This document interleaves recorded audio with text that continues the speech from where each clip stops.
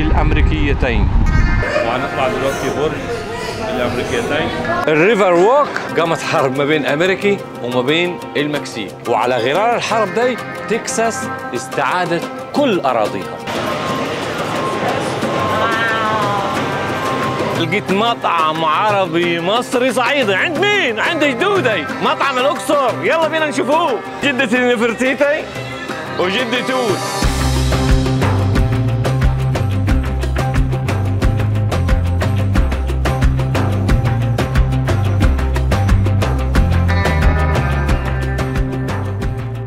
وسميت مدينة سان أنطونيو سان أنطونيو نسبة الحج أنطونيو نسبة إلى أنطونيو اللي جاء مع البعثة الأسبانية سنة 1691. وبخصوص البعثة الأسبانية عندنا 5 مزارات سياحية هنا في سان أنطونيو، ومن هي ألامو اللي احنا موجودين بيها دي. ألامو يا جماعي اللي هم كانوا في الموقع زمان، الموقع اللي احنا موجودين فيها دي قامت حرب ما بين تكساس وما بين المكسيك، فكان في جنود هنا من ألامو اسمهم ألامو هم اللي دافعوا عن تكساس، والحرب دي للأسف يعني انتهت بهزيمة تكساس. طبعا أنا عشان عمدة تكساس ما أقول للأسف يعني، فانتهت بهزيمة تكساس. الحرب استمرت 13 يوم. تحتوي سان أنطونيو على 5 بعثات أسبانية، والخمس بعثات دول دخلوا منظمة اليونسكو في 2015، ومنهم اللي احنا قدامها دي قلعة ألامو اللي قامت فيها المعركة ما بين تكساس والمكسيك، وعندك منتزه سان أنطونيو، وعندك الريفر ووك، وعندك برج الأمريكيتين. وتبلغ مساحة سان أنطونيو حوالي 1208 كيلومتر. وسان أنطونيو يعتبر من المدن الكبيرة في الولايات المتحدة، هي محتلة المركز السابع على مستوى مدن أمريكي، والمركز الثاني على مستوى ولاية تكساس من حيث عدد السكان، يسكنها 2.5 مليون حسب إحصائية 2020. طبعا دلوقتي أكيد زادت يعني، بس احنا بنجيب لكم الإحصائية بتاعت سنة 2020. ثم جاءت المعركة الشهيرة المسماة بمعركة سان جانتيو ما بين تكساس وما بين المكسيك. المعركة دي انتصرت فيها تكساس، كانت بقيادة سام هيوستن اللي فيها استقلت تكساس عن المكسيك. وبعد انتصار تكساس على المكسيك انضمت تكساس إلى الولايات المتحدة واعتبروها الولاية 28. الكلام ده سنة كام؟ سنة 1845. وبسبب الانضمام دي قامت حرب ما بين أمريكا وما بين المكسيك. الحرب دي كانت سنة كام؟ سنة 1846 إلى 1848. وعلى غرار الحرب دي تكساس استعادت كل أراضيها. ومن الشخصيات المشهورة من مدينة سان أنطونيو جورج دبليو بوش. سان أنطونيو ما يزوروها في السنة 32 مليون سائح. اللي ما عملش لايك وشير يعمل لايك وشير، اللي ما عملش سبسكرايب للقناة يعمل سبسكرايب للقناة. وكده خلصنا من عند الموقع السياحي ألامو، وهنروحوا على مكان تاني.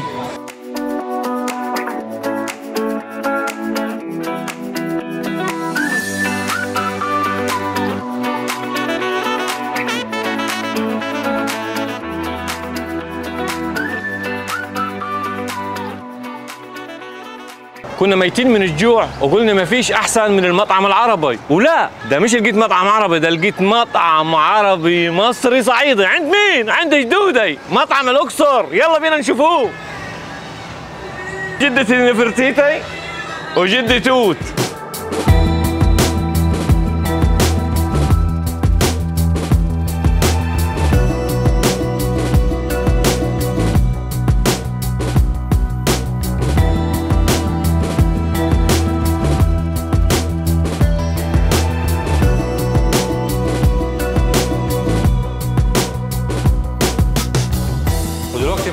سعيد المانجر بتاع مطعم الأقصر اللي موجود بسان أنطونيو، هيحكي لنا عن الأكلات اللي بيقدموها ليكم إن شاء الله. اتفضل يا عم سعيد. أولاً أنا أحب أرحب بيك وبضيوفك النهارده إن شاء الله، إن أنت جيت زرتنا في مطعم الأقصر في سان أنطونيو. أهلاً وسهلاً بيك وشرفتنا. وأحب أقول لكم إن المطعم اسمه الأقصر ميديترينيان كوزين في قلب سان أنطونيو. هو مطعم شرقي بيقدم الأكلات الشرقية، أكلات سورية، أكلات لبنانية، أكلات أردنية. يعني عندنا طبعا الأكل المصري الجميل، فعندنا مثلا أكلات مميزة زي المنسف الأردني، عندنا الكشري المصري، عندنا المسقعة، عندنا البامية، وطبعا الكباب واللحوم بنقدمها. وما شاء الله يعني كل حاجة بتتم ان هاوس. عندنا طباخين عرب من اليمن، من العراق، من مصر، من الاردن، من ده كويس برضه، بيضيف للاكل نكهه طبعا من كل الجاليات. بس طبعا كل واحد والاكل نفس زي ما بيقولوا. عشان الاكل المصري واحد الاكل الاردني العراقي كده يعني. ثانك يو فيري ماتش. وبعدين احنا في نفس الوقت يعني الحاجه بتتعمل من السكراتش ما شاء الله، يعني زي كانك بتطبخ في البيت، هوم ميد كوكينج. بنجيب جود انجريدينتس وبنعمل اكلات طيبه الحمد لله، الكل مبسوط بيها، والكل بيجي لنا مره والثانيه والثالثه. فاهلا بيكم في اي وقت، ترحبوا ونتشرف بيكم. وبعدين برضو في الباتيو في الخارج عندنا بعد ما ياكل ويشبع ويتبسط الشاي والارجيله. الله عليك. بس في الباتيو بره يعني. تمام. فاحنا تشرفونا في مطعم اللوكسور ميديترينيان كوزين، واحنا تشرفنا بوجودك يا عمده تكساس. اهلا وسهلا. اهلا بيك، ربنا يوفقكم. الجو حر ومشيت كتير صراحه. دخلت محل ايس كريم، قلت اديها ايس كريم عشان اضري على قلبي شوي. الدنيا نار يا عم. احنا رايحين في مكان حيوي دلوقتي. برج الامريكيتين.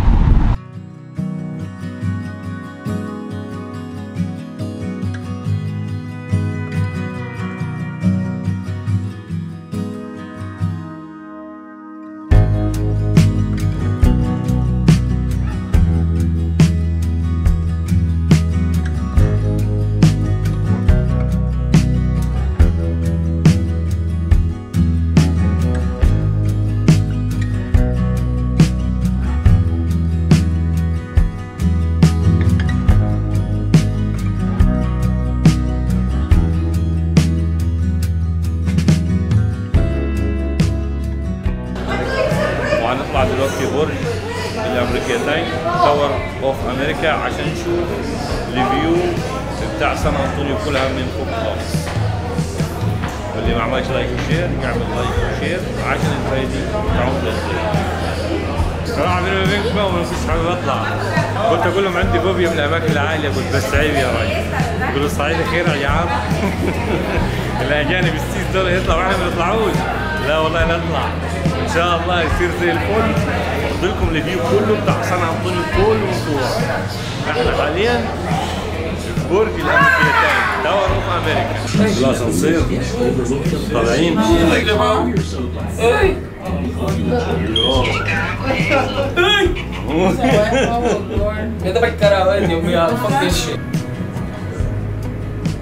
كان المنظر حلو، انت طالع كده وشايف الفيو كله قدامك. صراحة يا جماعة المنظر تحفة، شايفين كده من فوق البرج.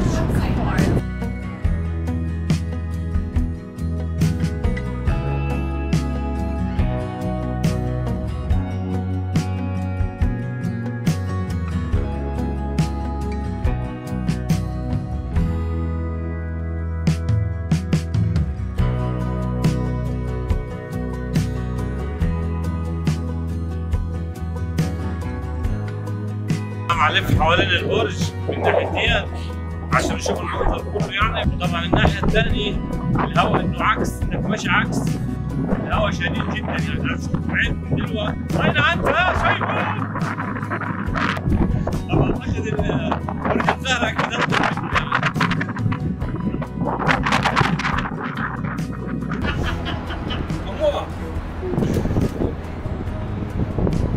لف الناحية الثانية برضه. طبعا العشاق قاعدة بالصلاة على النبي، حبيبي دول تلاقيهم في كل مكان يعني.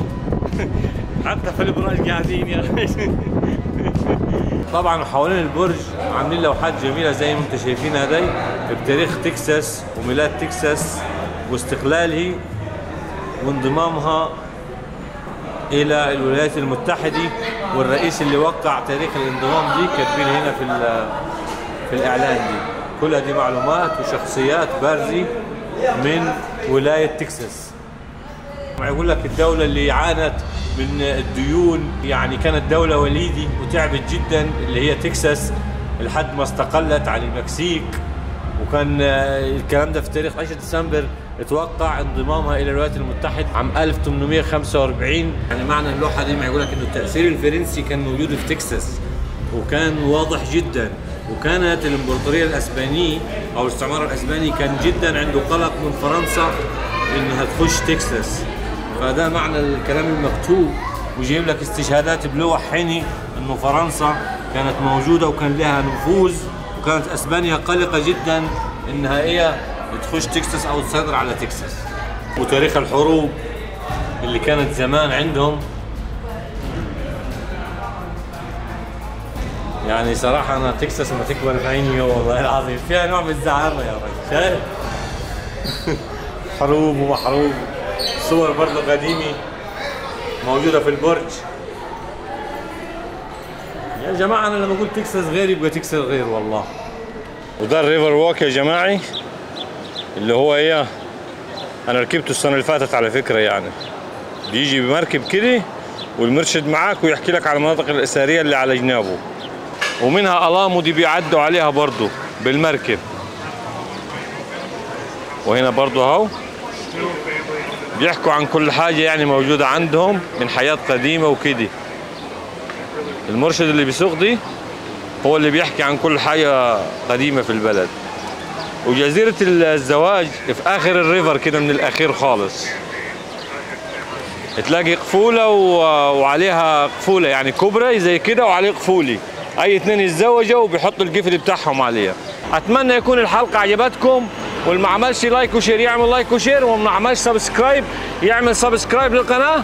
وانا تعبان خالص صراحه لان مشيت كتير ومش متعود على المشي بصراحه، بس لازم اتعود الايام اللي جايه.